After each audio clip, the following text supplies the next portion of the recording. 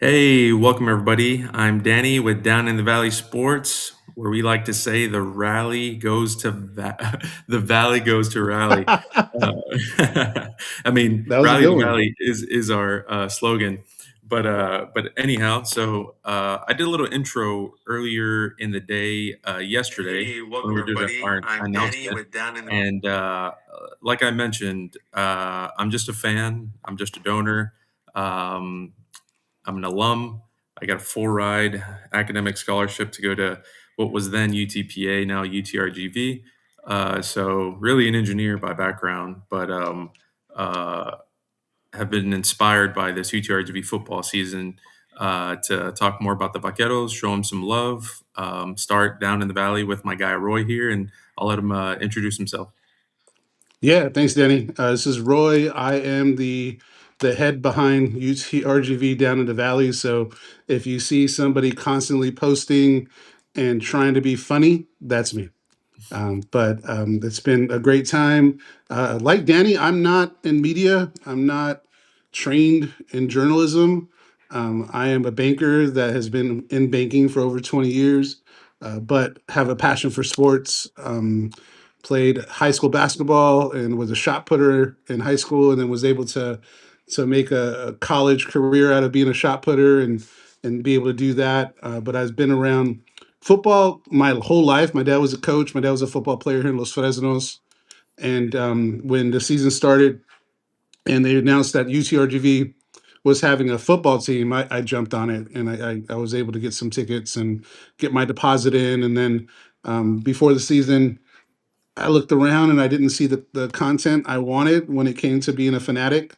And I decided to jump on the handle and create one from level zero and do some player profiles, engage with some people, and then be able to really just get to know people and Mhm. do what I think is funny. So if you see some stuff where you laugh at me, that's probably on purpose because I'm amusing myself.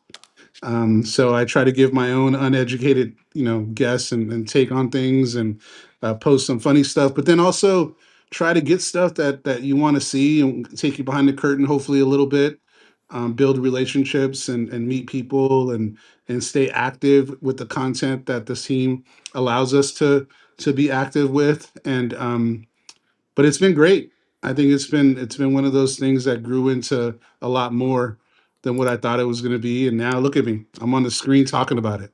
Well, we got our What up, guy Alex? Alex Rios in the house. First This is comment.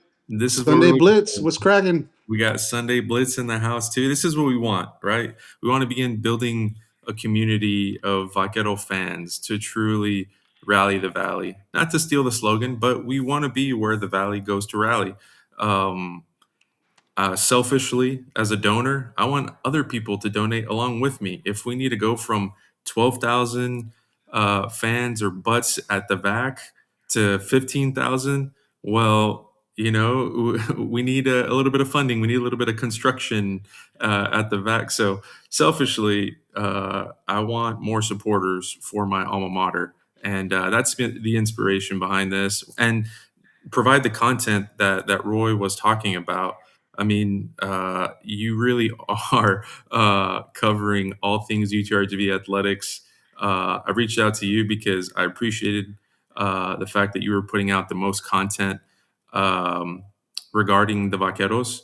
I didn't see anybody else covering just about anything and everything regarding our student athletes, our coaches, the staff, the university, and I appreciated that as a fan and as an alum. And I see a lot of. I mean, I went to the field house the other day to over the winter break to watch our Vaqueros men's basketball team play, and I saw some vacant spots on that Champions Club. I'm working my way up. I'm trying to save some money to get there, but yeah. Um, let's get into football. What do you think, Roy? Yeah, let's do it. These comments are distracting me, man. I don't know how people stay on point with these people. I want to talk to everyone, but yeah, Yeah, let's do it. Let's talk some ball and see where this goes. And I'm excited. big ups to everybody. And we got Yeah, some so questions already. We can't get to it yet, but we're gonna get to the questions for sure. absolutely, absolutely. I'm going to keep track of them and bring them up to the forefront as we talk about our UTRGV football program. So if you let's go back, let's time travel to 2017, August, whenever we had the likes of Mac Brown, Oliver Luck putting together, a part of this committee to put together its feasibility study. And, some of the things they identified was football can really help um, accelerate the brand, drive engagement, drive enrollment, and align ourselves with maybe other peer institutions. And so, football is a long-term investment, and this all began many, many years ago. And to see some of that come to fruition or reality, because I'm a nerd, I still go through that 80 plus page report to see what our projection could be, what it might take, and obviously some of the revenue and expense numbers you got to escalate a little bit due to inflation. But anyhow, last season, the 2025 football season, really was the culmination of a lot of hard work between staff, administrators, coaches, student athletes, people that took a chance on this UTRGV football program. Guys like Eddie Lee Marburger that decided to come back home. Thank you so much. Guys like Tony Diaz that has come in, made an impact, developed, and found himself a new opportunity. So yeah, what are your thoughts on that? Just sort of what UTRGV um, helped do to transform the university and the region. Yeah, you know what's crazy? I didn't even know about that report, man. I'm not gonna sit here and lie. I was that kid in the back of the classroom that cheated. So I didn't read the whole thing. I made you give me the Chat GPT version of it. But the cool thing about reading that was what it said about the opportunity and what it talked about, how the Valley can come together and rally to this. And it's been really cool to see how that worked. I did a video where I talked over kind of an edit, and I said, if you're from Port Isabel, from McAllen, it doesn't matter because on Saturdays you're all about the Vaqueros. So I think what the intention was and what Mac Brown sprinkled on us or whatever, I think it worked, and I think it really uncovers something that we needed. The season was insane. I mean, I'll be honest with you. The games were too much. I mean, this the excitement and being able to be there firsthand. Section 114 represent right. So we're up there, and what it talks to is the opportunity that they had, and that's really the biggest deal that came off of it, and that's really what came through to be able to put it together. Looks like Danny jumped off. He wants me to go Um, solo. There he is. I you, thought you you lost me, dropping in and man. out, buddy. Are you there? No, no, no. You Put a got to you got to comment. big So I up that appreciate the Wi-Fi, comments in the baby. chat. Keep them coming. Is your Wi-Fi okay? Yeah. You went offline real quick. Might be. Oh, so it's me on my side. I think so. I mean, I still, unless I'm freezing. Do you have that one weird look at me? No, it was freezing for me, but we're back. Okay, yeah, we're good. So yeah, to me, I think that that report was spot on, and I think what it did for the university and what it did for the community is something that what they what they thought it could be, but it really was, and it was exciting, man. I'm really happy about it, and I'm happy to talk about it, and we're gonna get more in depth on it. Yeah, absolutely. So just recapping the 2025 season, I remember going into that fall, the media came out and picked the Vaqueros to finish dead last. Get out of And here. I'm on Reddit, so talked a little bit about it on the CFB, the college football subreddit, on our Rio Grande Valley subreddit, and there was a lot of doubters, there was a lot of uncertainty, and I know you can take the approach of seeing is believing, and you don't know what you're going to get until you see the final product on the field, but just based on what I'd heard about some of the talent that was on the team, we were playing a D2 opponent in Sol Ross. People thought that was going to be a close game. Everyone that was informed, I think, knew that it was going to be closer to like, 5 touchdown gap or deficit for the Lobos. Sorry, guys, out of Alpine. But yeah, 66-0 made sense. And then the Vaqueros, led that into their first FCS win against Prairie View A&M. I got to witness that in person. Had some buddies from Austin come out and watch it with me. So not only are we rallying the Valley, we're rallying alums from all parts of the state to come watch Vaquero football. So to see Eddie Lee put the team on his back there at the end, Elijah Peanut Prosser with the punch, causing the turnover at the end. Man, it was poetic. I still have my ticket stub from that game. I'm going to keep it for probably the rest of my life. Maybe I'll pass it down to my kiddos or something when they become Vaquero super fans too. I don't Um, want to be a little we got my cocky, but boy I did Bobby T call that. too. I called that game when I went on the it was a He, sermon, the Southland sermon. I went on yeah, yeah. that show, and they asked me about what it's going to be, and it didn't sound like we have faith, but I said out, they're going to put them on it early and try to hold on, and that's what happened. So I was watching that from a hotel room in San Antonio and going nuts. And then Prairie View turned out to be one of the best teams in the SWAC. They won the SWAC, and they went to the national championship for that division, and it turned out to be one of the big wins for us. So I think that was a big Yeah. one for me. That told me, hey, they're real. These guys can play. They got talent. And I was a little bit weary, to be honest with you, especially when going to their house. But I thought it came out well, and I think they did a really good job. So that started the ascension to me with the season, and we never looked back, man. Hmm. Yeah, I mean, we turned right back around, came back home, um, played against Langston, played against Texas Wesleyan, started off 4-0. Yeah, I think those tune-up games were really good in terms of building confidence for the team and the players, and maybe instilling some belief in the Valley as well. That some of those early wins weren't flukes. And then we went out to southeastern Louisiana, right? Not too far of a drive for me up here in the Houston area, but wasn't able to make it. It was a competitive. I saw some podcasters talking about you'll find out when you come up here, like welcome to Southland Conference play. And to be fair to them, they got out to a good lead, but if you read that recent article published by UTRGV on Eddie Lee and how Coach Bush showed a sort of like motivated him, told Aiden to warm up because he might go out there and fire like you know lit a fire underneath him to go out and compete. Yeah, I mean, we kept it within two scores, and it turned out to be one of the better teams in the conference as well. They went to the playoff. Um, Overall, a very competitive conference, one that demands respect. With the amount of teams that we're getting in the FCS playoff, and the fact that we finished, 9-3, 5-3 in conference, up there towards the top in our first season. And I don't know what else inspires you to root for the Vaqueros. Yeah, I think that game is weird because the score looked worse, but in the third quarter, we were down two touchdowns and we had the ball. Hmm. So, I mean, they broke that big run and stretched it after that and made it a little bit farther than we could be.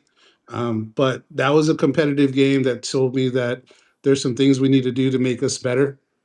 And I was worried, a little worried after that, because once you get that road loss, I'm like, you know what? Is this going to take our season? What's going to happen? But the response after that was great. So I think that we protected the VAC, and we definitely stayed where we wanted to be at home. And our only three losses were road against ranked opponents. You know what I mean? So Yep. you can't really be mad at that. I exchanged with somebody recently about our loss to Lamar. We beat Lamar, we're in the conversation for the playoffs. And the only thing that can stop us is the hate because we're a first year team and our schedule. But other than Hmm. that, I think we had the right to be in the playoff. And that's something that um, if we would have won that game would have been crazy. I read somewhere too we might have had a home playoff game. Can you imagine that at the VAC, a home playoff game? But I don't know how Oh man, legitimate that is, but that would have been insane to get a home playoff game. in our first year, that would have been insane. So the road. I think it's fair to wonder how. Um, the team would respond coming out of a road game loss, and they responded really well. They came home to Houston Christian and beat up on them 40-7.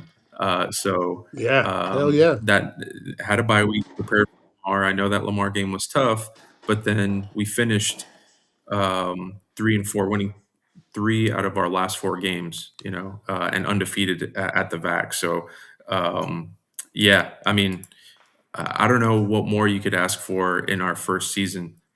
It was it was a wild ride. It was a dream ride. Um, you know, with this season ending, came departures, right? So we had some key losses. Some players that were no longer eligible to play, right? They had expired all their eligibility in college football. Um, we had guys that were moving on to the FBS level, guys like Tony Diaz, Xavier Nolan, Ismail Smith Flores. Um, so, let's maybe go,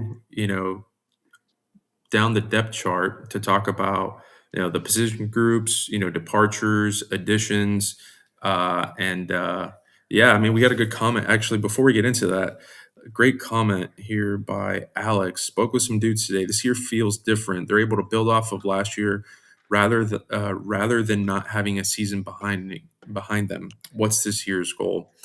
Playoffs, I was baby. joking Come with on, talk a to me. heavyweight. Come on, Juarez. Our heavyweights 956 on Twitter, another podcast. Go and follow them. Good guys. Um, I think they asked that same question, and I'm saying undefeated. Well, Let's run all the right, I table. Let's got make you. the playoffs. And you know what that means? You know what that implies? A win in San Antonio against UTSA. Ah, Let's go. don't tease me. I got my shirt. I don't know if any of the followers know. My daughter goes to UTSA, right? So UTSA dad, but Puro 956 is going to be the shirt. I got to have it. I'll be out there representing. That one's going to be insane. Yeah. And they stacked up, man. UTSA recruited like crazy this offseason. They signed heavy JUCO guys.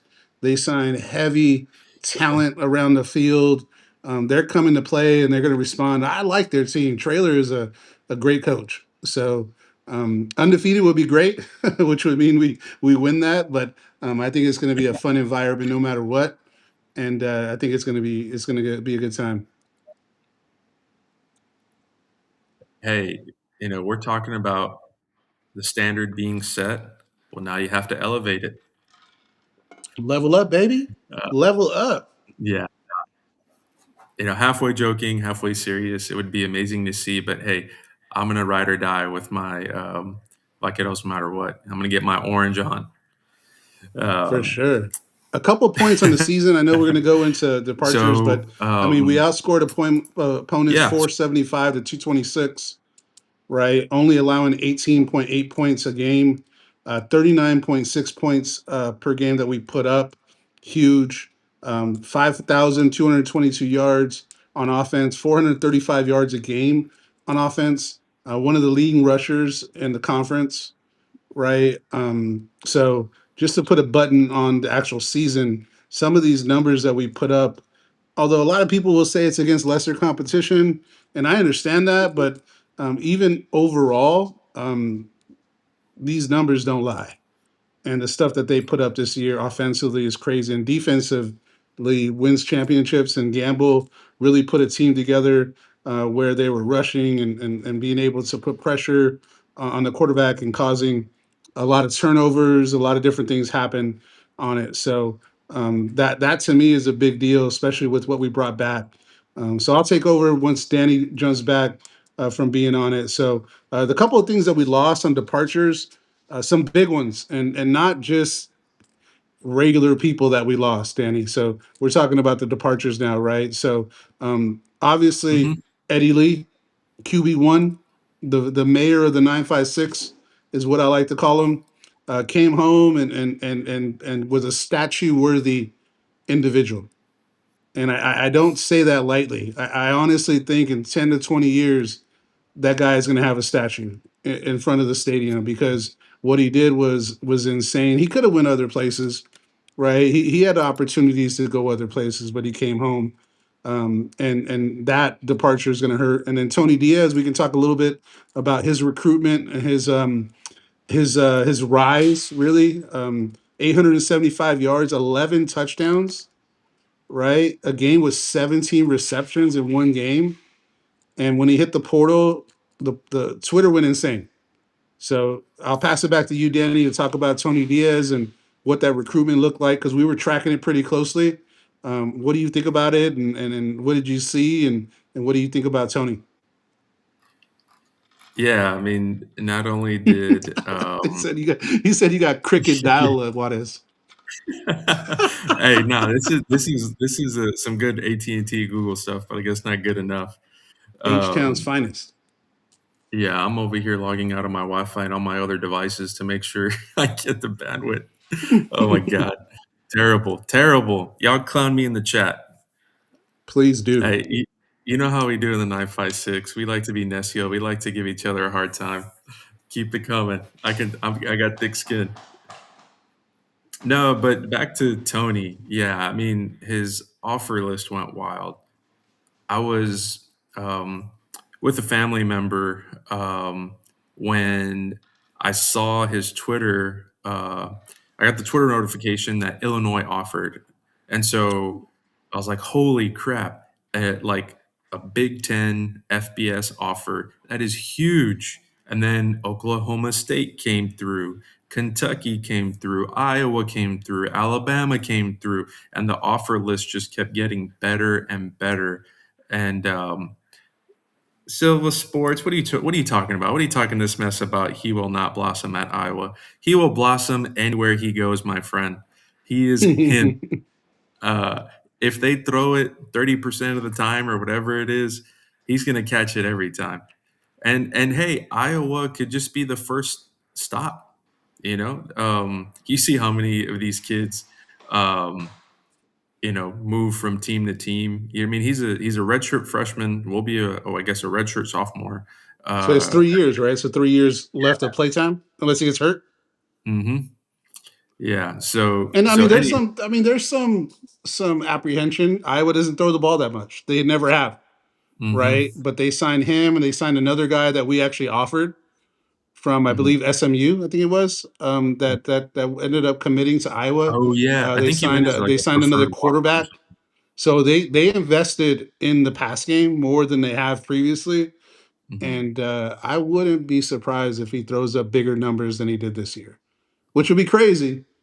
It's But certainly he's just possible. starting. I mean, the guy, is just getting his feet wet, and I think he hmm has that it factor, and I think he's going to be fine. So I hope he does more than what he did here, and then, like you said, shoot, maybe hmm he transfers to Alabama, maybe he transfers somebody else, Yeah. and you never know what he's going to do.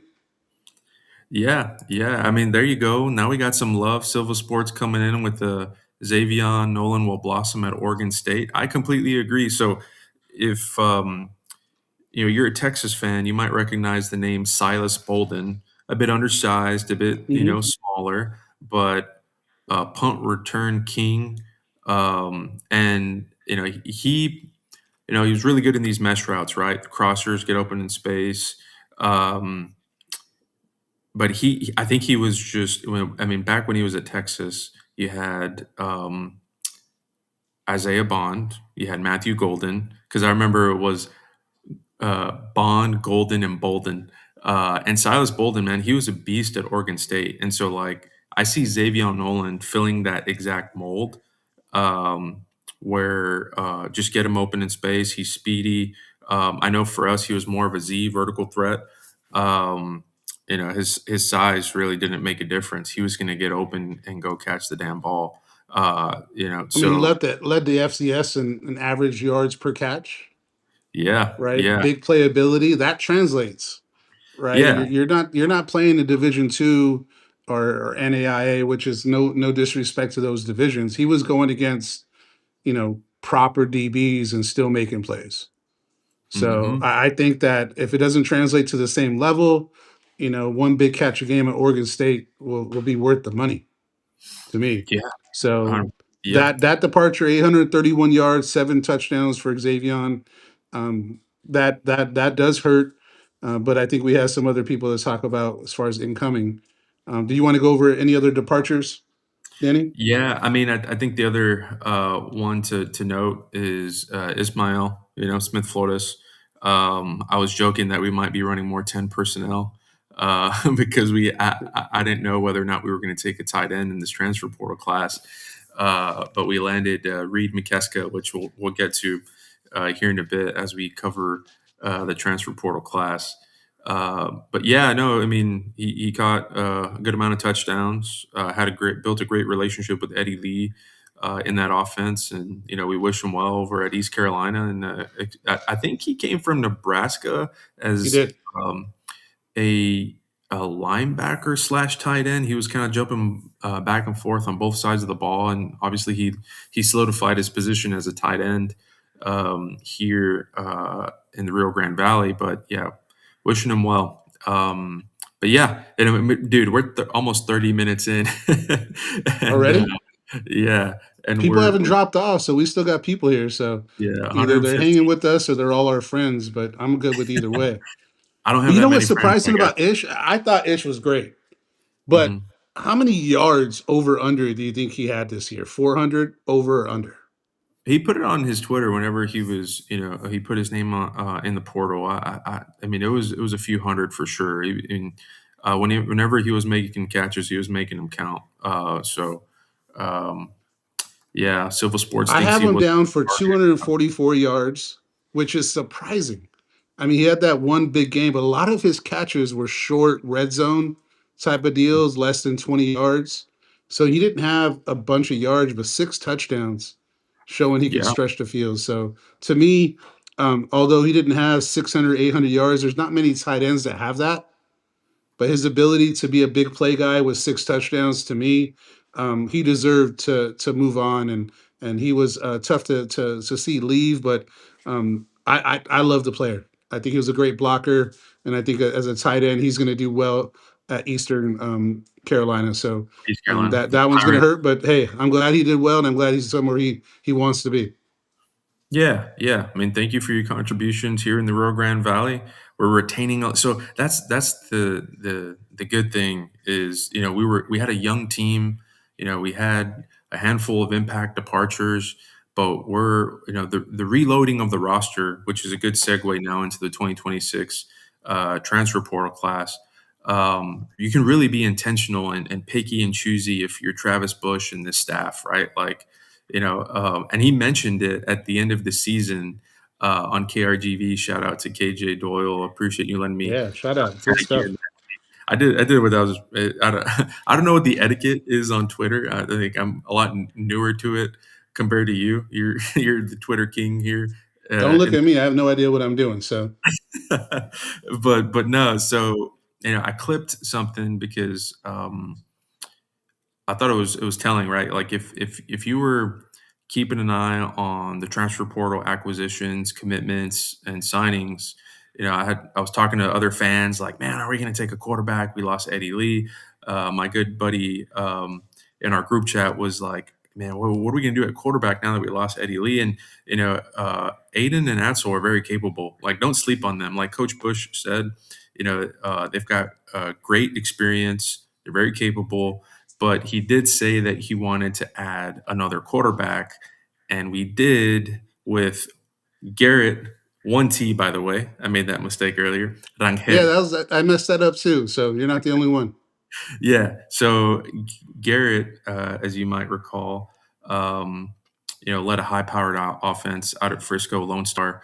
I mean, very competitive district, and the DFW in general produces so much talent.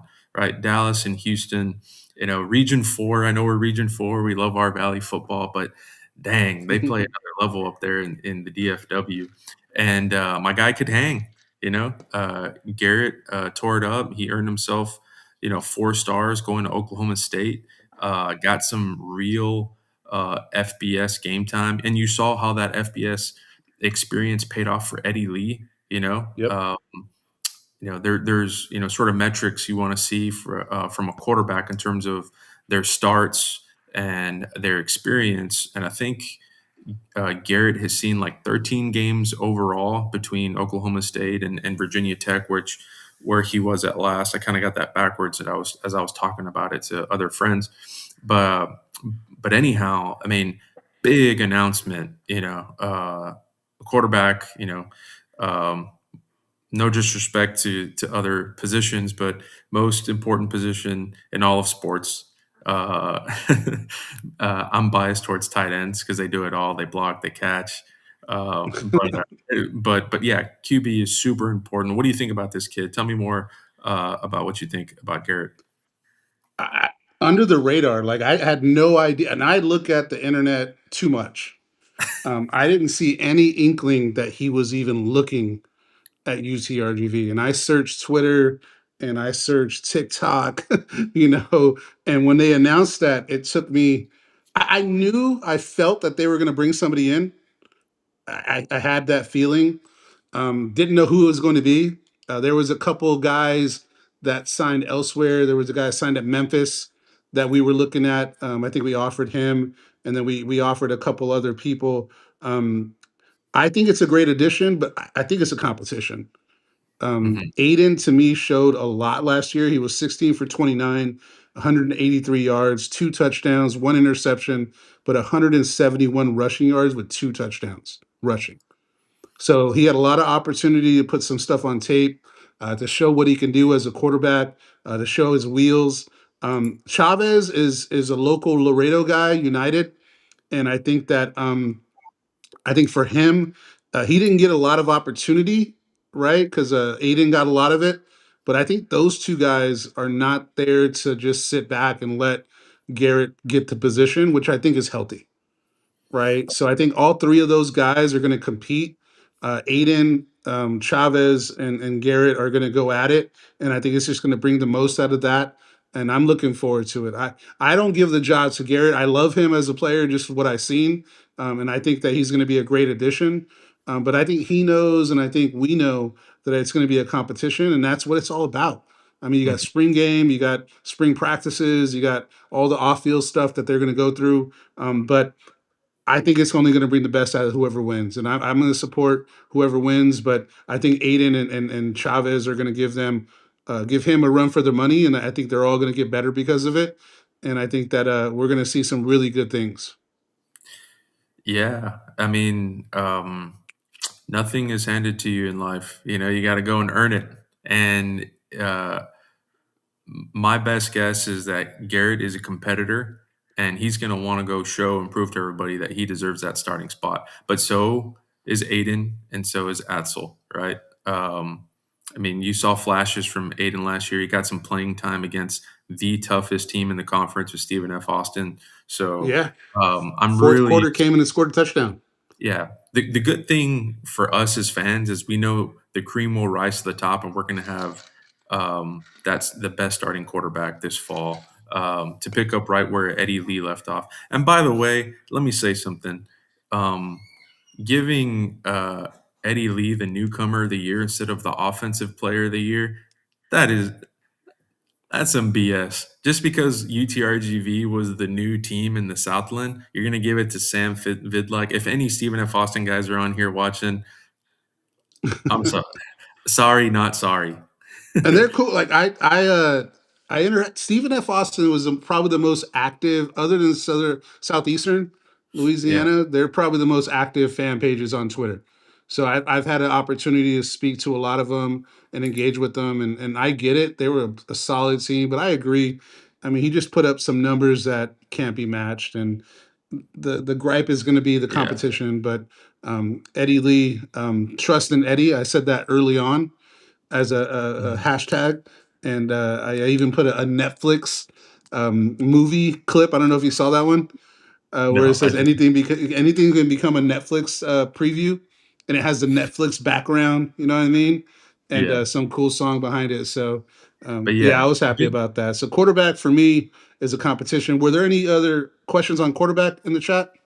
No, I mean, actually, let me check the chat. But big I shoes see to fill. Vegas representing. That's the fan bam from Vegas. Let's go. Let's go. What's good, What's up? Vegas? Oh, Follow it's at. Marcus Stokes. He's right. That's the person that went to Memphis. Mm-hmm. And there was Oh yeah. that whack tweet about I don't even know if I want to talk about it, about us offering $1 million to him. That's stupid. Oh yeah, That yeah. You makes got no sense. some And trolls. the Don't pay whole, attention. that, I feel weird even saying it, but yeah, that doesn't seem to be true. But yeah, Marcus Stokes was one of the quarterbacks we were targeting, I think, and I think we offered him officially. But I don't see any other questions about quarterback. Do you see any, Danny? No, no. Garrett's got some big shoes to fill. Looking forward to see what he can come and do and compete. And hey, we're a small community on Twitter, so we appreciate guys like this, like Overlooked FCS. Yeah, Go and man, follow these represent. guys. Yeah, stay in touch with what's going on around FCS. Like if you're a football junkie like me who follows Pee wee, middle school, high school, college, pro. You got to stay informed, and you can't do that without following um, good guys like Overlooked FCS. He's going to keep you informed on the at the FCS level. But anyhow, all right, moving on to our next acquisition. We're going to stay on offense and talk James Bailey, James T. Bailey. More Power Five, or I guess Power Four experience these days. They say used to be Power Five at Texas A&M, and then went over to New Mexico. Looking at this kid's background, so he played at Katy Pato. Um, all those Katy schools produce a tremendous amount of talent. They compete for state every year. Another competitive part of the state. Uh, but if you follow high school football, recruiting, five stars, he must have lined up against DJ Hicks. And if he's in the chat, if he's watching this live stream, maybe he can correct me if I'm wrong. But DJ Hicks was a beast that ended up at A&M. I guess they went over to A&M together. But yeah, so he's faced some serious talent. Just either in high school, at the college level, at New Mexico. Looking across our offensive line, we got a lot of returning starters. We got my guy from Muscle Shoals, Wes Thompson, at left Yeah. tackle. You know, um, Across the board at left guard, Nick Hughes, Abram Nicholas, Frank Medina.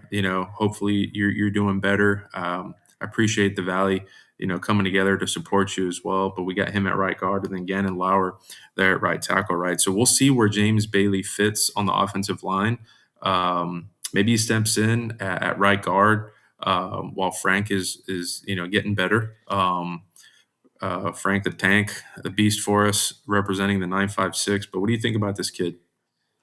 Yeah, Bailey has probably guard size. He's 6'3". I mean, these days that's guard size when it Mhm, comes to it.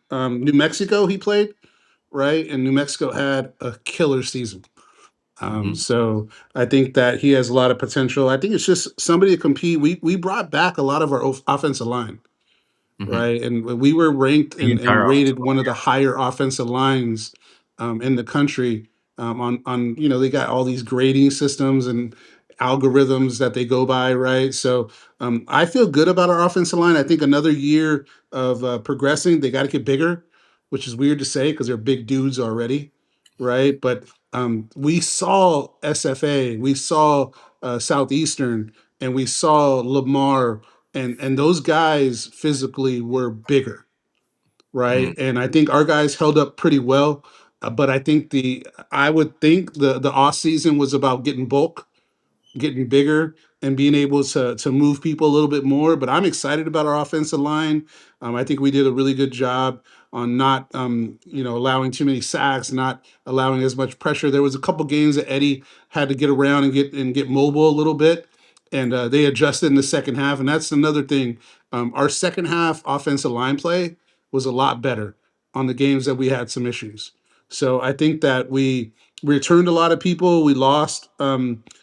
I think only one, but I think we have enough people to come back, and then with the addition of Bailey, um, I think it's just going to be better. I thought they would get a second offensive lineman. I didn't know. I didn't see any other offensive lineman. Maybe they go the high school route. One of the Mhm. recruits that they were recruiting signed with Angelo State. Robert Savines, I believe his name was. But I'm happy with the offensive line. We bring back a good core, and I think it could be still one of our better groups. So I'm very positive on the offensive line. Yeah, same here. If I'm a quarterback, I'm happy that I'm getting all my returning starters back for to protect me. Um, Yeah, Miguel Marquez that's said those boys were bigger and faster, and he's right. yeah. A lot of times, that this is the first year program that need to figure out where to recruit and Hmm. where to build. I mean, they got that big fancy Vaquero Performance Center. I can imagine them getting in there, hitting the creatine or whatever they do nowadays. When I was in high school, it was creatine. I don't know what it is now, but if it still is, but I think we're going to come back with a bigger and more physical offensive line. I'm excited about it. And then the offense that Bush runs is a spread type of maybe a zone Tempo, type of right? deal, right? So a lot of times the offense doesn't lend itself to need huge 6'8" tackles. They need more versatile, big, athletic, get outside, Hmm. maybe do a lot of pulling and doing those things, or if they're a zone scheme, being able to do what they need to do. So Yeah. I think it's one of our areas where we return the most, and I think it's going to be a good stable position group for us. One of the big losses we didn't talk about earlier, because now we're going to transition to running back, was Nate Denny. I Uh, mean, amazing contact balance. the wrestler, we call him the wrestler. Yeah, so I mean, kid out of Georgetown with a wrestling background, went up to Yale, came down, took a chance on us, and I don't think he ever went down at first contact. The dude must have had like um, the most broken tackles in the conference, if not all of FCS. Guys would just shed off of him whenever he was running the ball. Shout out to Nate if you're watching. I retweeted or quote tweeted his post the other day because I do legitimately think he can play in the league. Um, but anyhow, so next up is, this one got a lot of attention on social media. Um, Malachi Lane out of LSU, product out of Smithson Valley, who just won state, I want to say last year against Frisco Oh Lone yeah. Star. Yeah, maybe Malachi and Gary can talk a little high school alum trash, Um, but anyhow, yeah, Malachi Lane comes with FBS experience. Spent 4 years total at LSU. Played both offense and defense. Found himself a spot on special teams. But I think he comes into a talented running back room that already exists down in the valley, and just helps enhance it, similar to the QB position, right? Shout out to our offensive staff for recruiting the kid, finding this diamond in the rough. We found diamonds in the rough all around FBS, and really across all levels of college football. Is this another one for the Vaqueros? I think he is 6 foot 225, right? Didn't get an opportunity as much as he want, but he stayed with the program at LSU. Hmm. He was on TikTok kind of talking about why he came to UTRGV. I didn't share that on Twitter. I don't know. TikTok's an interesting one. Like, I feel sometimes that they're talking to a different environment and not a 45-year-old fool like me, right? So, like, reposting TikTok feels weird to me. I like to do the dance TikToks because I like music and I can't dance. So, but he did talk about why he came down to UTRG. I'll probably post it just so everybody knows. But he spoke about if he wanted to stay in Louisiana, he wanted to be in a master's program that they didn't offer. And if Mm. he wanted to do that, he had to go to New Orleans or somewhere that maybe wasn't part of his plan. So he was looking to come back to Texas and I think just try to be on a stage where you can represent and be just a running back, right? So 6 foot, 225 is a bruiser. I don't think Denny was 225. I doubt it because that's pretty big. And Denny, I heard, cannot play Madden. Is that what Alex said? He's not a Yeah, good I get Madden player. Sorry, Nathan, but I heard you got the work put on you at the barbershop. But I think he can fill the shoes. The one person returning that's a red shirt that I kind of want to point out is the guy Broderick Taylor from Corpus Christi Miller. mm, He had one flash play early on. I watched him play at Corpus Miller in the playoffs when he played against a team in the Valley, and he just is a baller. I think he's going to come up and do something special.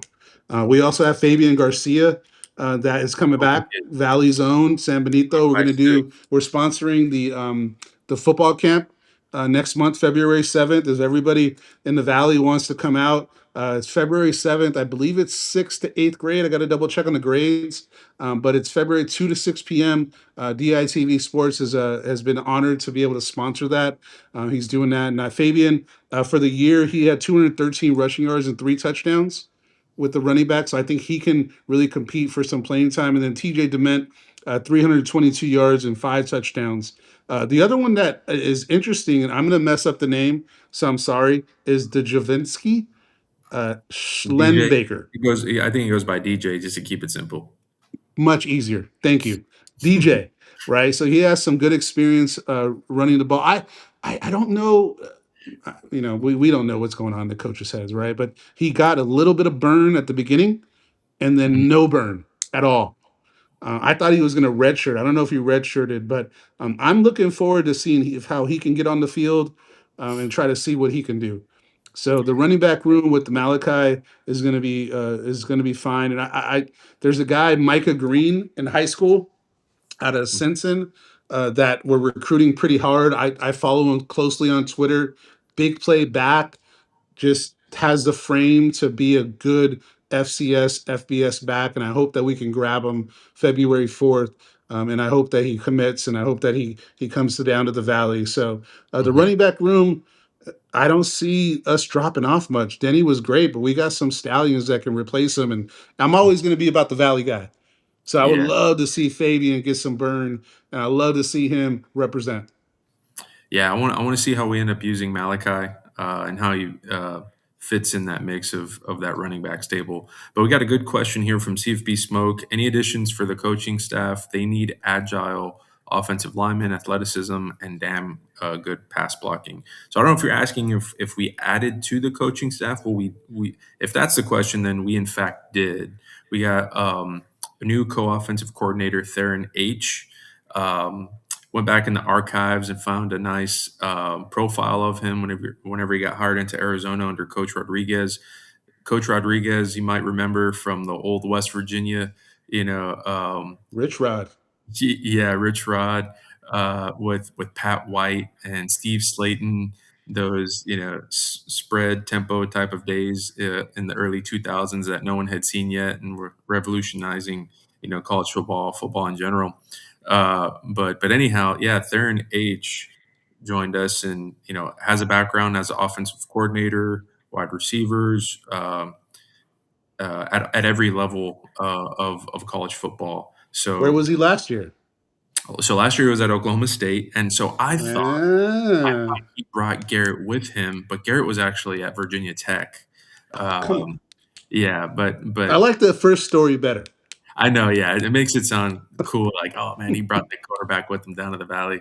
But no, Darren H, I mean, I think, Coach Bowen has a background more so in offensive line, so, Yeah. uh, you got, solid, run blocking, pass blocking, short up with Bowen, and then maybe Coach H can throw in some wrinkles. I mean, Bush had the offense rocking last year, so with the Southland Conference opponents having more tape on us, we probably have to evolve the offense a little bit or add some wrinkles here and there to keep them off schedule and guessing. So we'll see. We'll see what happens. Um, Yeah, I made a post about Theron is you don't get an assistant with that much experience unless he sees opportunity and what he can do. Um, and I think that that's credit to Coach Bush and the coaching staff and the program. mhm. You don't see many assistants like that move to a FCS school. So Hmm. I'm excited about it. I think he can throw a lot of wrinkles on there, a crazy amount of experience, right? Hmm. And have Coach Bush have somebody next to him to be able either in the booth or down below. I think that's going to be only a benefit to us as fans and a benefit to the team. So I'm excited about that. And great question by a CFE Smoke. Any other questions we want to get to? Do you see, Danny? You're better at multitasking than me, so Yeah, no, I wake up early, man. I wake up at 4:30 in the morning every day, so I'm gonna have to start moving quick on some of these kids. I wake up early, but I'm down to party. So I'm gonna have to refill right now in the cup, and Yeah, we'll keep it moving. So if you hopefully want to go, you everybody. can bounce, but we'll Nah, keep it rocking. hey, I'm this is joking. fun. This is, dude. I could do this all night, pulling all nighter, talking college football. This is a blast. And Mm. we still have. I mean, what do we got? 20 something people. I was happy with just one. We got So, 24. so So we have I'm 20. happy with that. And if you guys keep the questions coming, and we'll give you as much content as far as information we can from what we have. So you want to move to wide receivers, Danny? While I go Yeah, get a let's. refill. Yeah, let's go ahead and do it. So keep in mind, we have 24 people watching on YouTube, but 153 total. So that means there's about 125 watching uh, on Twitter or X. What? That's cool. So let's go ahead and hop in. I know you're refilling there, but let's get the chat fired up about some of these wide receivers that we got joining us because we got some key losses like we mentioned in Tony Diaz and Xavier Nolan. So Jaden Smith, uh, originally from Ingleside, so South Texas guy. Um, Ingleside. yeah, Corpus Christi area. Um, a pretty industrial spot. Been there Is it? before. I don't know that area. Is that? I mean, Yeah. Corpus Christi, but Ingleside is within Corpus or on the west side, It's, north side? yeah, Where's it actually, at? it's nearby. It's right. I couldn't tell you exactly to be honest with you. I know Ingleside is where we get a lot of construction done for my company. But anyhow, Jaden Smith. So Jaden is a former teammate of Aiden. So the Jaden to Aiden connection maybe will be renewed this fall.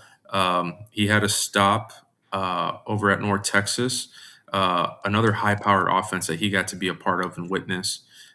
Before that, coach went ahead and um, got scooped up by Oklahoma State. Yep. There's always musical chairs of coaches and players, right? These days, coaches used to hit the transfer portal, but now players can too, and we're happy about it because it's helped UTRGV, right? So, what's your take on Jaden Smith? I mean, he's the wide receiver that I believe tied the national record for touchdowns in a season. 39 high school touchdowns. And I imagine that's in one season. Yeah, I mean, that's a yeah. stat I have 39, which is insane. So Aiden's arm was tired just getting him the rock. But from what I read and what I saw, he spent some time at safety. Is that right? In North Texas? Is I what I mean, read. He was not a receiver from what I saw and what I read. And I think him signing with UTRGV to be a receiver sells me a lot. And I can't wait. I thought he was bigger. He's 6 foot 190, which is mhm, great size. I mean, that's not a small guy for a receiver.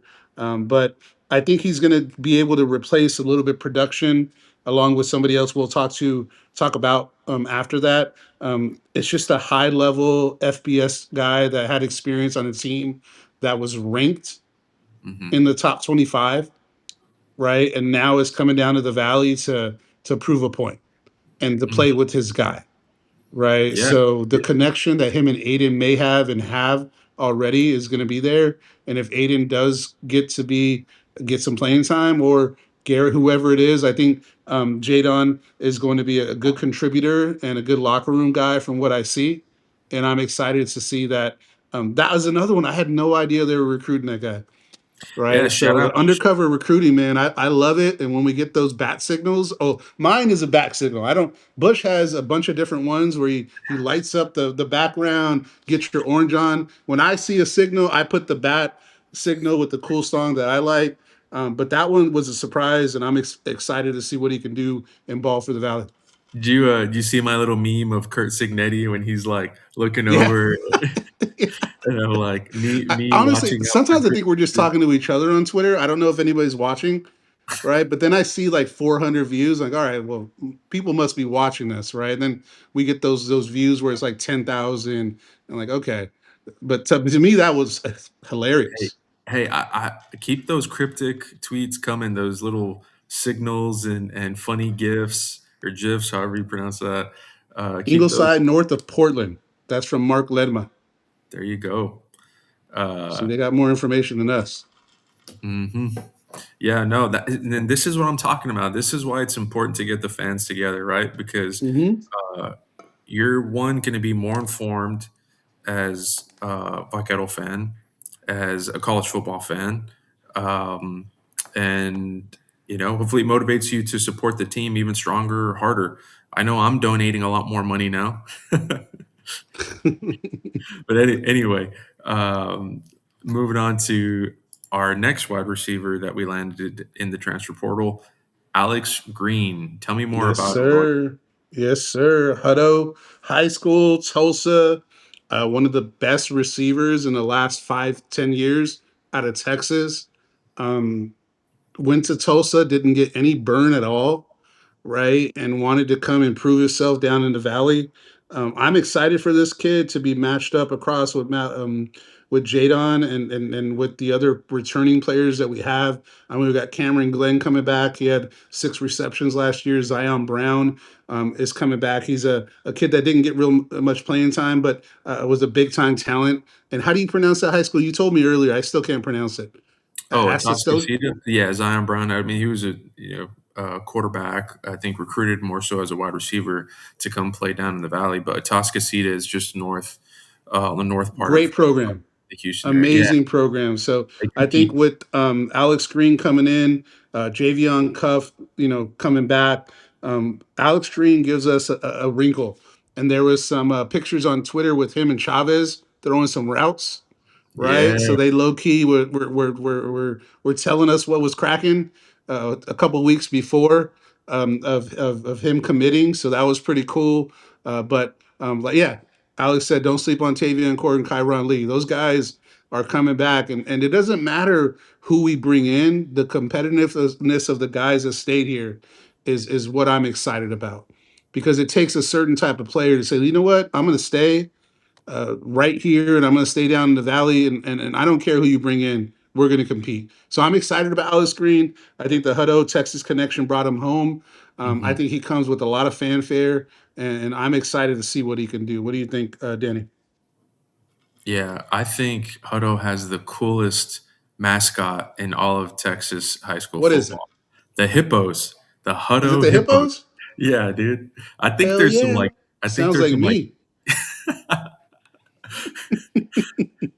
the I unicorns got is one the better though. Hold on. Sorry, yeah. sorry for What's cutting up? you What's off. up? So I went to a track meet at Texas A&M 2 weeks ago to watch my nephew throw. Shout out Yeah. Logan Valdez, number one thrower in 8th grade as a discus thrower and shot put. I went to go see him, and one of the teams was the Flying Refrigerators was their mascot.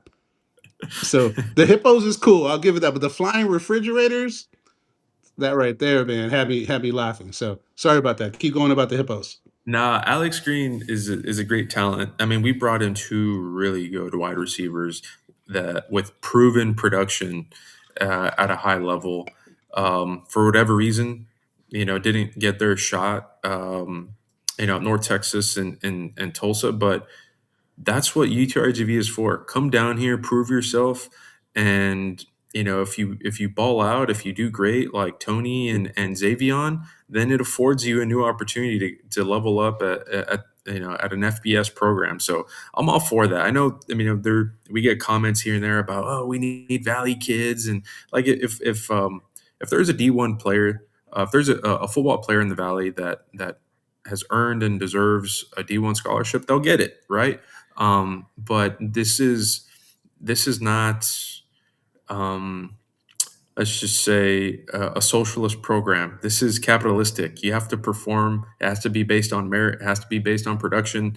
Not to get political, but I'm just saying, these are very talented kids that are going to come down and help UTRGV football compete at a high level in the Southland Conference. So come on with it. Yeah, and that's a lot of talk, right? It's like, well, are we a stepping stone? Hmm. And you know what? We are, and that's That's okay okay. to me. Like we're a SCS program right now, right? Hmm. If you can go make a bag, I don't know what Tony got paid. I imagine it's a lot of money, Hmm. right? I imagine. I mean, I seen one post. He had the ceiling with the stars on it, right? So that's an Yeah. expensive bleep car, right? So I don't mind players coming down and being able to put some good stuff on tape and leaving, because more people are going to want to come, and then Yeah. more people are going to want to come down to the Hey. 956 and represent. And I think that's a good thing for us, and I look forward to it. So if Malachi, well, I think Malachi only has 1 year, but Alex Green and Jadon Smith, if they come down here and ball and we make it to the playoffs, I'm not complaining. Go get your money, Mm-mm. man. Go do your thing. So for me, I'm okay with that in the wide receiver room. Just like I think Alex said, and also the Mesquite Skeeters is a funny blank mascot. Yeah. Mesquite Skeeters, I've never heard of, but Yeah. that's a funny one. So Tavion and Chiron, and then the red shirt I want to point out is Kalon Sweeney from Richmond. Right, we didn't get a lot of red shirt love. A lot of those guys played a couple games and didn't really do much. He did some punt returning, but as a slot, smaller guy that can really maybe take over Xavier Nolan's spot. Sweeney is someone to look at if you guys haven't heard of him. Somebody that we should look at, and I think that will be good addition this year, coming back from a redshirt year. Yeah, let's get to this question real quick. Yeah, And it says, could you discuss the growth of UTRGV's brand on the recruiting trail after year one? So yeah, we're not. I mean, I wish we were recruiting these kids and selling them on UTRGV football on the Vaqueros. Um, I want the best talent out there, not just in the state of Texas, but in all of US. I mean, we got West Coast kids, we got Maryland kids, we got Minnesota kids, kids from all over the place. But my assumption, because I'm not a coach, neither of us are coaches, recruiting kids. But my assumption is that now we have a successful year, a historic year, right? Because I was tracking what the best inaugural season was. And I think like Old Dominion or Mercer had it. And this was like 3 or 4 games less than the season for UTRGV. And but we had a historic inaugural FCS season at 9-3, undefeated at home at the VAC, that we can now tell these kids, look, the proof is not only can we compete, but we can win and possibly get in the playoff, possibly make a run for the championship. We're going to develop you. We're going to help you maybe get a new opportunity. With we Tony got an Alabama offer. I mean, yeah, and we don't know what the details were amongst all the offers, but nonetheless, like that's a, an FBS, a college football playoff team right now. Um, Oklahoma State, in a high-powered offense with that coach. I forget his name, but so you're going to have opportunity across the entire college football landscape if you come to UTRGV, play, develop, compete, and win. That's my take. yeah. I agree. Couple comments. Do you want to go over real quick? Because to me, that's a big one. Do you see us competing against UTSA and Texas State? I see a competitive game. I would love for us to win, and I'll be cheering my rear end off for us to win. And I think that in a couple years, we're going to be where they are, in my opinion. Hmm. So if we can't compete and we can't do it this year, I think we're building something special to dumb. Well, I don't even know why I say that. Dumbuto. That's kind of a funny name. Dumbuto. Is that right? You probably try to Dumbuto. keep it PC. Don't worry I about mean, it it. doesn't say the other one in Yeah. Espanol, but so yeah, so I think that would that definitely is one of the other ones. And then Alex Conference USA, I think people are going to try to tap us, man. I think that we're going to have a good second year, and we're going to sell out. I think they're going to expand the stadium, and I think that that might be a possibility. I would like us to stay at FCS for a couple years, maybe 5 years, to build something where we're winning championships, Mm. right? But I can see something happening before then. We just don't know. Who knows? So back to that feasibility study, they Uh-oh. recommended FBS, but FCS was the smart start. Yeah. Right? Start small, right? There's less expenses. I know there's less revenue, but the other thing is there's conditions to be in at the FBS level, right? There's uh, milestones to meet on attendance, Mm. an invitation from a conference. Um, you also need to increase your spending, right? You look at some of the um, figures that were discussed. I think it said upwards of like 8 million to spend, and that's probably 2017 figures. We got a decade worth of Eight inflation there. million. Yeah, I mean that seems a little low in my opinion You better for open up that checkbook. What is? for FBS level programs. Hey, I'm all out of money, man. I've already donated my nickels and pounds. I'm over here breaking my son's piggy bank to try and give it to UTRGV here. What are you guys doing? Come on. Uh, Anyhow, all right, getting on to Reed McKeska here. Originally out of I think Cypress Bridgeland, Yep. uh, made his way to South Carolina FAU, and we had a question earlier about like recruiting, right? I mean, look, there's a reoccurring theme here with these recruits, and they all have FBS level experience, right? Um, and no matter their stats, they're going through that program, right? The regiment.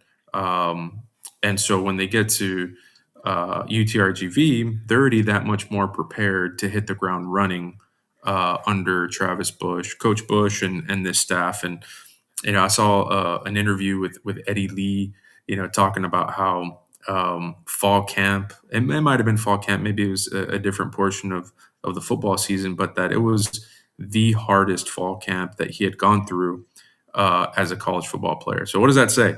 You know, Coach Bush is getting his kids more prepared than Coach Traylor at UTSA. I don't know. I don't know. I'm not. I don't know if yeah. But point being, you're going to get we're getting some FBS level players and further developing them here at UTRGV. Reed McKeska, I mean, I think he's 6'5". I mean, great size. I think a bit taller than Ismail, but yeah, I mean, what do you think about this kid?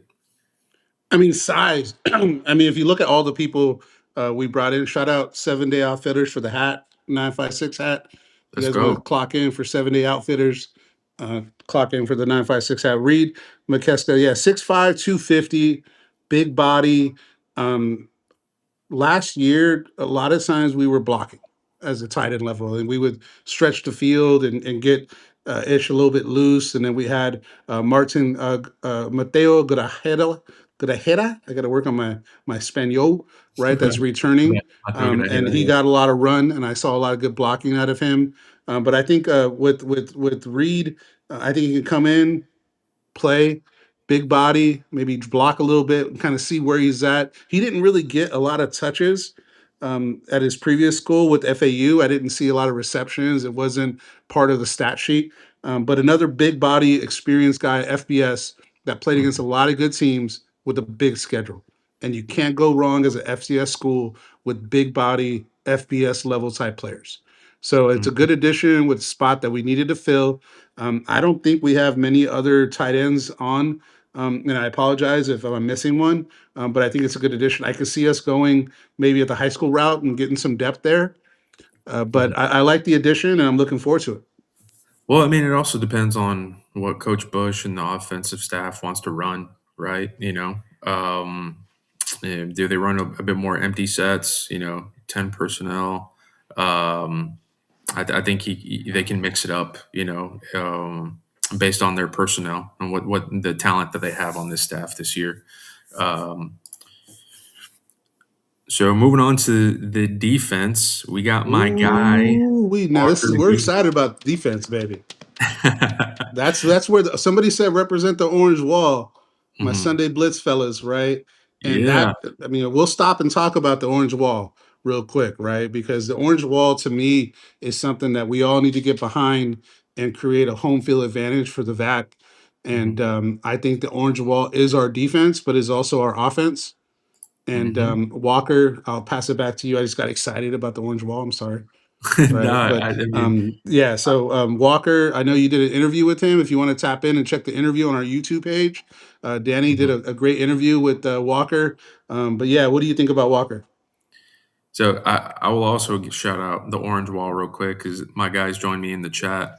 Um, Great guys. You know, they're not looking for any sort of personal promotion, business promotion.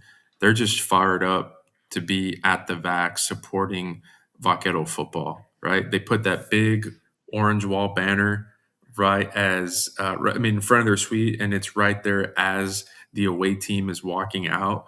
Yeah, You saw it's gonna be videos of them crazy. talking trash, talking mess to them, which I love. I mean, that's the beauty of attending college football games and trying to create that home field advantage. Now we need that orange wall to expand, you know, across that entire away visitor section to intimidate and influence um, you know the visiting team. You know, let's negatively impact them. Let's get Yeah. loud. Let's see some more false starts. Let's see. Cleveland has a dog pound, and I think that you got and another shout out. You were on the pod or the Mhm. YouTube show, Yeah, right? Talking about with the orange wall and the Sunday Blitz. So if you want to learn more about the orange wall, check in and tap into the YouTube show. And then we also did an article on them and basically talking about what they do and what they bring to it. So sorry for yeah. cutting you off. No, no, you're good. So back to the defense and Walker D. I mean, we got a loaded linebacker room, dude. Spencer pulled his name out of the portal, decided to come back. I mean, we got Jaden Haygood. I mean, all American kid, right?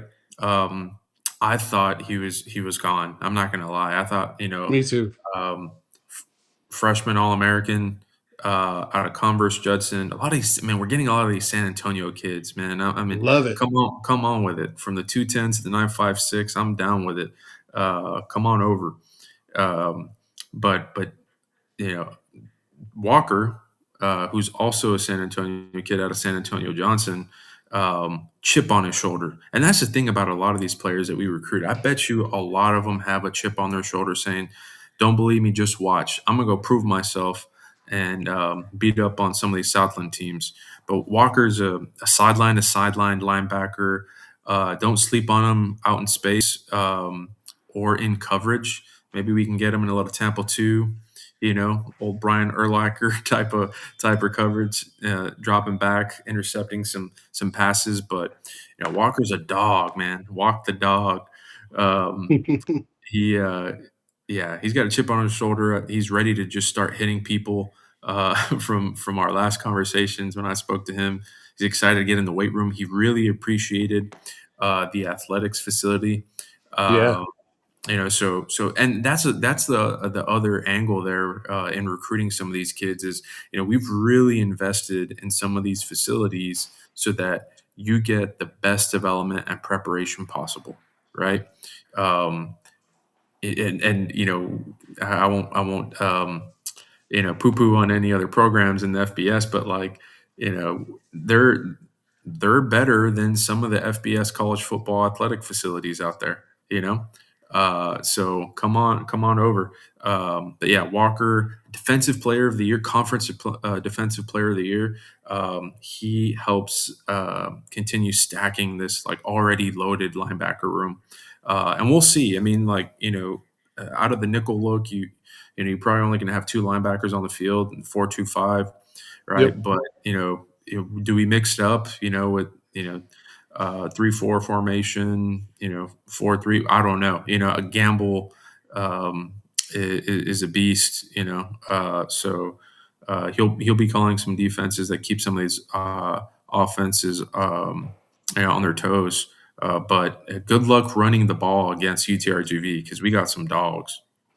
Yeah, I mean, we haven't even talked about Spencer Richie Yeah, Rich, my yeah. boy, Thank you right? I for mean, you coming got back, Spencer. Thank you. Jaden Haygood, 102 tackles, and then Hmm. Spencer Rich had 98 tackles last year. Hmm. Then you get Walker, who is to me like a lengthy Urlacher. To be honest with you, I did a quick highlight on TikTok, which I don't know anything about TikTok. I don't know how I have 1,000 followers, but I just mess around with CapCut and TikTok. But his highlights are insane. He's all over the place. The guy can cover, right? He gets back into the secondary. He has a lot of pass black blocks and being able to get in the secondary. So I'm excited about Walker. I think that him and the next person we're going to talk about Hmm. is something that to be excited about.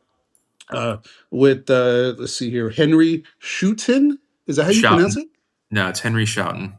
Just like Schouten. shout, Look at like him. shouting, hooty hoo. Hooty hoo. What you know about Outcast? What is? You don't know anything about Outcast. Hooty hoo. Hey, I might look young, but I go way back. Well, you're a young pup, man. I'm 45. You're like 10 years younger than me. So the hootie hoo, if you know Outcast, man, I'm with it. So So Henry Shooten. speaking Shouten? of, yeah, shouting. Mm, Speaking of insane tackling numbers, this kid amounted like 224. And I call these. I'm sorry if anyone's getting any of these players are getting offended that I'm calling them kids. I'm over here getting upset that you're looking down on me as a younger kid. I'm up, and I'm calling them kids. These Facts a players. fact, man. These 45, 35. I'm not Come on. 35. Come on. Uh, these players uh, are insanely talented. Henry is actually former All American, right? Current former All D2. American, coming to UTRGV as an All American, NCAA top 100 player. Um, 224 tackles, I think, in the last two seasons. That's insane. Hmm. I can't even count up to 224. And this guy's getting dudes on the ground. Something that he and Walker are really going to enjoy doing down at the VAC. And I really, really am excited to see how these guys complement our linebacker core. Haygood, Rich. And then we still have Johnny Wade, Hmm. right? That played a lot of Lawrence special Campbell. teams, but at the end of the year was in Hmm. there making some plays. Trey Bright had Hmm. 28 tackles, 2.5 tackles for loss. So to me, I think that our linebacker room is insane. And I think it's going to be one of our better groups. And I'm excited about it, man. I think, um, yeah, it might be one, to me, it's the most exciting group that we have is our linebacker room.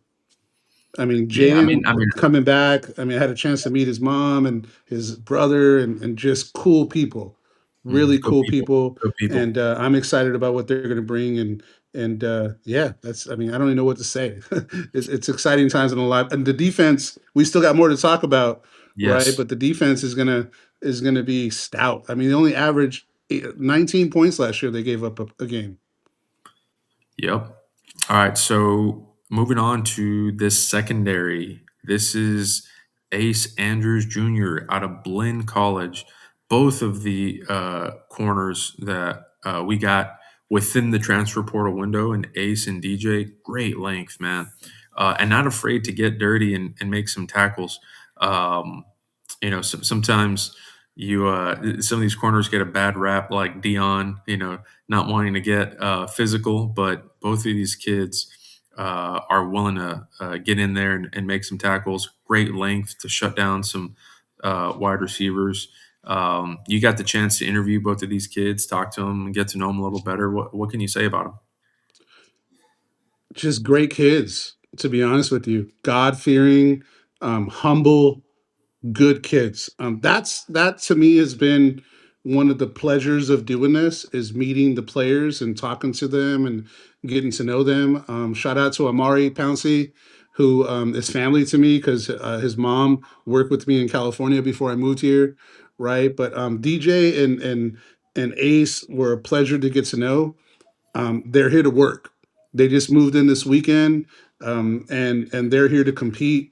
And I'm looking forward to watching them, being a fan of them, and I think what they're going to bring to the team is just that high level of competitiveness with JUCO experience. And I think if you look around and you look around what college sports are doing, you'll see a lot more JUCO within college sports. And we got Mhm, two. Well, not actually. Excuse me. DJ Shaw is not JUCO. West Texas A&M. Excuse me. We'll talk about mhm. him after. But Yeah. Ace is a JUCO guy from Blinn, and Mhm, we just signed another one too. So to me, I'm looking forward to Ace to come in. He has 6'2", 190, so he's not a big small boy. DB. That's a big 6'2", boy. lengthy. Can really press players and press receivers. I'm looking forward to what he can bring. He's here to compete. Our DBs were depleted a little bit after the offseason, so I'm excited. I'm excited to get to know him some more and watch him ball. Mhm. Yeah, that goes for both Ace and DJ. We had a late announcement. You know, who knows when we acquired them? It could have been one of those bat signals during the week. Ife Ojalate, I assume that's how you pronounce it, but Ifeanyi, Ife for short, originally from Lake Travis, played up at Montana State, who just won the FCS National Championship. Um, haven't studied him as much as some of these other cats, but you know, as the national champion, he's going to know what it takes to go the distance, right? And so maybe he has some insight, maybe he has the experience, and if UTRGV decides to make a run, well, it's going to be a familiar territory for him.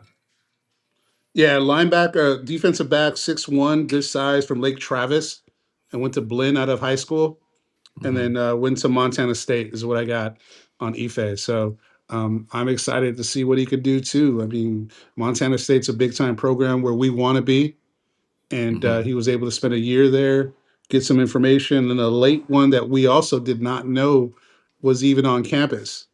Right. Hmm. So we do the best we can for the fans and try to get information on public stuff and stay in touch. But as you can see, and as we talked about, this coaching staff is putting the work in behind the scenes, and I commend it. I think Hmm. that's what they're supposed to be. And and I appreciate it, and I look forward to it. So I'm looking forward to Ife and neck rolls. I think Alex said I'm all down for Hmm. neck rolls, man. If Yeah. Walker wears Hey. a neck roll, I'll wear a neck roll to the game. Yeah, we'll start Who passing is them out down to around. wear neck rolls to the game? Alex, if he wears a Let's neck go. roll, me and you are wearing neck rolls, my boy. CFB Smoke said MSU's DBs are insane. Ife was good in JUCO. MSU is stacked, good DB. So, you know, hidden talent. I'm all for hidden talent coming down to UTRGV and making an impact. Let's see what we can do. What he can do on Saturdays. Yeah, Um, 3 DB sign is a good way to do it, and more DBs you can have that can turn into safeties. Which mhm, I don't know if we're going to talk about that, but real quick on the safeties, TJ Neal's coming back, Peanut Prosser's coming back, right? These guys are producing players. TJ Neal had 69 tackles. Prosser had mhm. 47 tackles last year. Um, just to put those guys with the guys that are coming in, I'm excited about our defense, man. Gamble can do his work, and I'm a big fan. I never met Gamble, but I'm a big fan of him. And if I see him, I'm going to shake his hand and be like, man, you're a wizard. We keep doing your thing. Yep. So next up is Nick Joseph. I don't know if you got to watch some of this player's tape, but he's disruptive. I Oh think yeah, of the opportunities he got, he was wreaking havoc. And with the departure of Nick Fernandez, so from Nick Fernandez to Nick Joseph, we're filling that gap with an impact player. What's your take on Nick Joseph? excited about it. He played for a JC program at Southwest in San Diego, where I'm from originally, and where I grew up between the Valley and Oceanside, which is Carlsbad, where I'm from. And he played again a good JUCO conference. Played against Palomar, which is a lot of people that I went to high school with went there, and it's a good JUCO conference. So I think with 6'3", 266 defensive tackle, with some of the losses that we took on the defensive line, I Hmm. think adding Jaden House is still there. I didn't see any announcement from him in the portal. Also, we have Areola was in there. Jaden Wincher made a lot of plays. DC Thompson's back. and a Valley boy, Nathan Huerta, Hmm. is coming back. Harlingen, I'm hoping to talk to him at the football camp coming up. And then the last one that we have is TK Mina. All these guys made plays in the highlight film last year, and now we're adding another solid defensive tackle on a JUCO level that can come in and be part of that rotation. And we rotate. Gamble rotates a lot of players on a defensive line. And with That's the very edges true. that we're going to talk about with Ian Box and like that. So we need a lot of players to be able to embody to rotate. And I think we have what we need to be able to come back and do the same thing we did last year. Yeah, and that's fairly common. That's something you see across college football. You see interior defensive linemen come in and out. They're usually like you got a solid 5 or 6 guys to keep fresh legs and energy to create disruption. So we've got a pretty stable and solid interior defensive lineman room. Yeah, the edges. We'll get to the edges, I guess, here and now with. Masked Madman Merrick Wajno. Did you see that? Sandy. I, That how great was that picture, man? My boy, he had mhm, a mask from the Lucha Libres or mhm, whatever they call them. So I yeah. thought that was kind of cool, and I put that on Twitter, and he liked it and reposted it. So I was cool with that. Mhm. Yeah. No, I mean, I was looking at his page, trying to get to know him a little better, and I guess San Diego Mesa are the Olympians. They are. Yeah, my guy looks like an Olympian. Jeez, dude is in great shape. I'm excited to get this prospect down. 5 sacks in 10 games, so he's a productive edge rusher. Someone that will balance out. What do you call him? The hoodie gangster, Ian Box. The hoodie gangster, baby. Ian Box is a stallion, man. I'm Yeah, excited. I was looking to see if he entered to the portal to be disappointed, and when he didn't, I was happy, man. So man, that first this game. defensive line and the edge people are going to be Mhm. insane. The first game against Sul Ross State. Like quarterback, just scrambled outright, and then I just saw Ian like crazy closing speed, shroom, like get after the kid. I don't think it was a sack; it might have been an incompletion, but the QB pressure was there because of Ian's closing speed. But the great thing about Nick and Merrick is that they're both young. One of them's a Yep. redshirt freshman, one of them is a sophomore. So Hmm. they can come in, make an impact, choose to stay another year if they wanted to, or find another opportunity after they do some great things down in the valley. Yeah, I think we had a question from CFB Smoke. I made a post on UTRGV today. Who are their rivals? What do you think, Juarez? Who are? I mean, we're a 1 year program, so we haven't came up with too many rivals yet. I Mm. mean, UTSA organically, maybe. Um, Yeah, I think we're still looking for it. We need to find some bad blood. Let's get um, a sort of Malice in the Palace fight going or something down in the. I'm just kidding. no, we don't want that. I'm joking. I'm completely joking. No, we don't know. I mean, I couldn't answer that today. You, I'll answer it. Come on, let's go, Juarez. SFA is a rival. I was gonna say SFA I'm is I'm what. okay with it because it's healthy, and I don't do the negative talk. I'm not here to exchange negativity. They won the league. They beat us soundly. Southeastern, we were in the game in the third quarter. They went ahead, right? Lamar, we lost on the last second field goal. Mhm. SFA gave us the work. And They to did. me, I think that's a good rivalry, a healthy rivalry. They're coming to the house, to the VAC. They're coming to meet the Orange Wall this year. And I hope I get to get one of the tailgate passes to the Orange Wall. Hit me up. I'm not hard to find, right? If I can get in the suite, me and the wifey will be there representing. But I think SFA is a good, healthy rivalry, along with UTSA, which is an FBS school. But I think SFA right now, to me, is the biggest rivalry because they're the champions. Yeah, I mean that's who I would want to have as a rival, so that we can continue elevating and raising the bar. towards the top team in the conference. So next up is Mr. Cash, Josh Cashola. Yeah, show me the money. If he Let's gets a do sack, it. Cash money. Sac State, baby. Sack State, Mr. Sack Man, Josh Cash. Uh, I sent you a message earlier today that I think he led the team in forced fumbles, tackles for loss, and sacks. So just a top player on that Sacramento State defense. And guess who gets to play Sacramento State at home? Him and who else is coming? Don't dismiss it. Who else is signed with Sac State that's coming to the VAC? You can talk about it. Come on. It's okay. Taylor, Khalil Taylor. Yeah, He's Kai gonna Taylor. he's gonna the orange wall is gonna be ready for that one because not only that, I mean, it's all healthy, right? Mhm. But Sacramento State's a good program and they're coming to the VAC and I'm ready for an orange wall shirt and I'm ready for that DITV To talk a little merger trash. to really represent. So I'm looking forward to that. But Cash, getting back to Cashola, I mean 7 sacks. Not a Texas boy, right? Which is interesting, right? He's a Cali boy, and I think he's a big addition.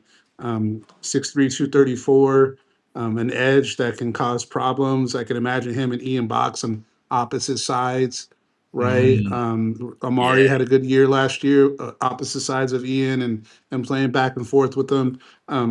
I think it's going to be amazing, and I can't wait for it. And I'm excited to see what they do. yeah.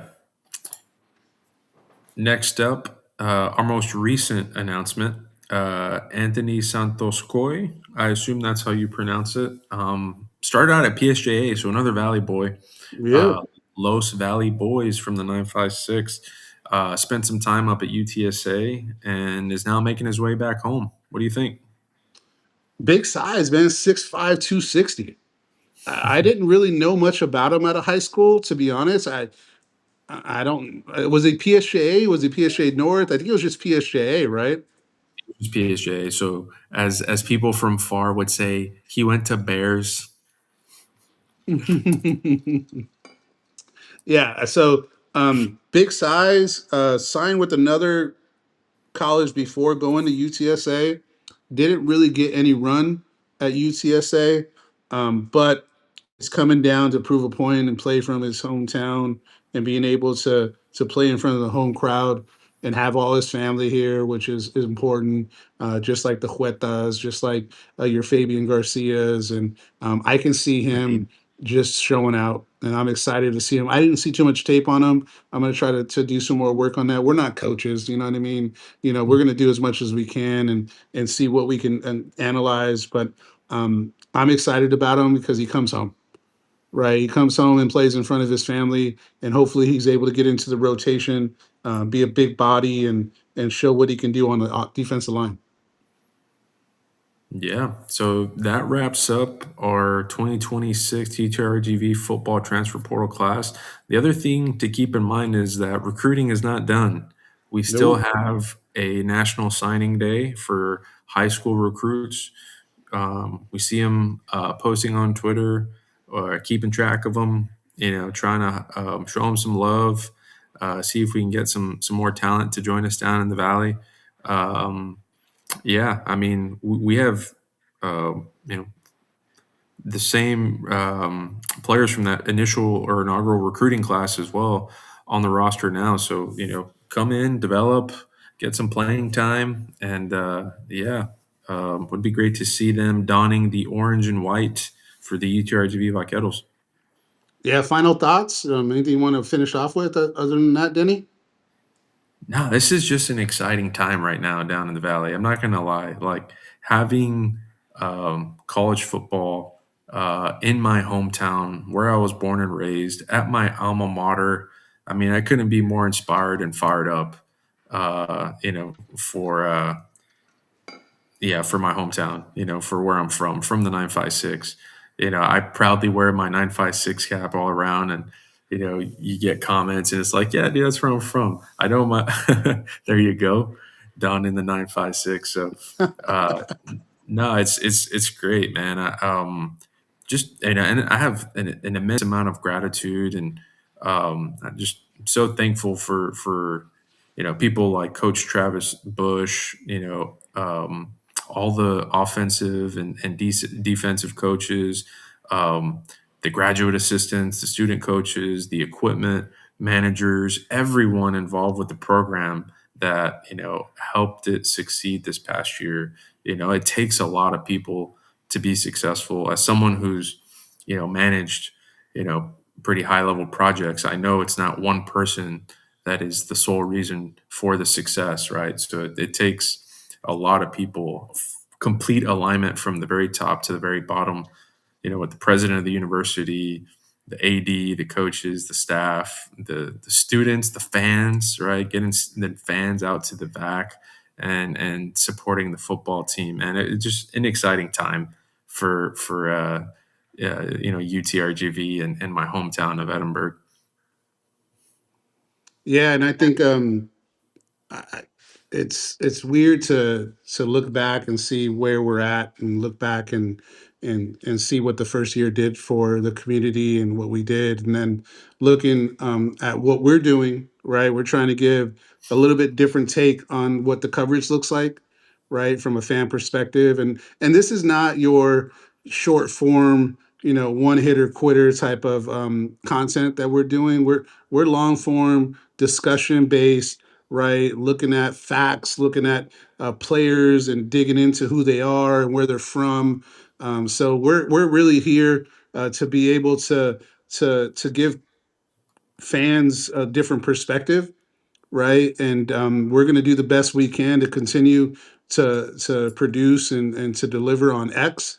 And then with these YouTube shows, I'm hoping we got some stuff lined up, hopefully, to be able to bring people on and be able to bring fans on. We want people to come on and just talk ball, right? Just talk shop, just talk about who they are, what their story is. We do high school stories. I've done a couple stories on a couple high school players. I want to continue to do that. I want to continue to tell the stories of the players, whether it's in person, out of person, or just doing features on them. You're going to be able to expect what we can offer as much as we can, and as much as access we can get, and be able to tell you, the fans, what we are ready to expect. So I'm excited about it. Look forward to pods or show YouTube shows like this, and they might not be as long. This one is really content heavy on the information. I hope you guys appreciate that. We're not here to just throw a bunch of highlights on the TV or on the screen and talk about it. We want to dig in deep into the stats and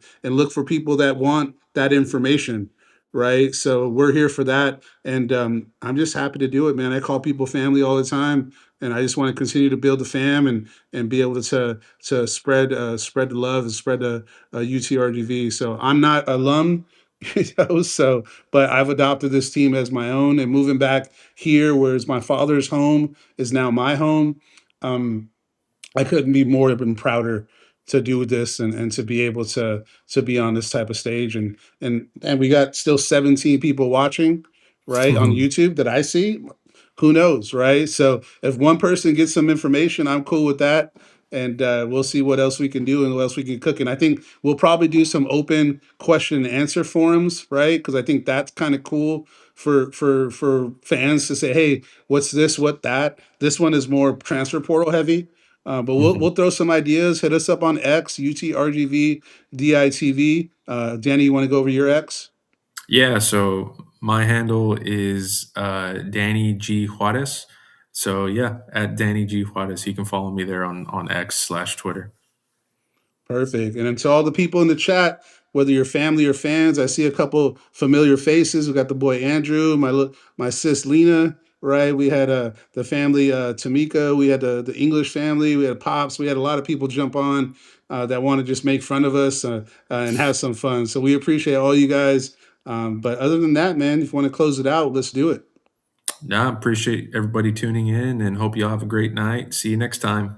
Ease up. Let's do this.